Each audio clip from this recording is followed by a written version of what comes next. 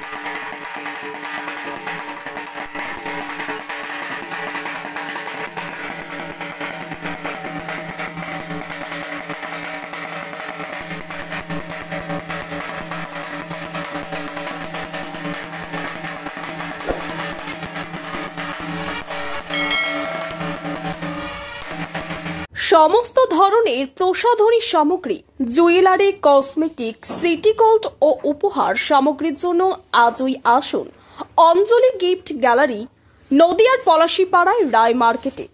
Proprietor Arup Kumar Sinha. WhatsApp number 9732181941।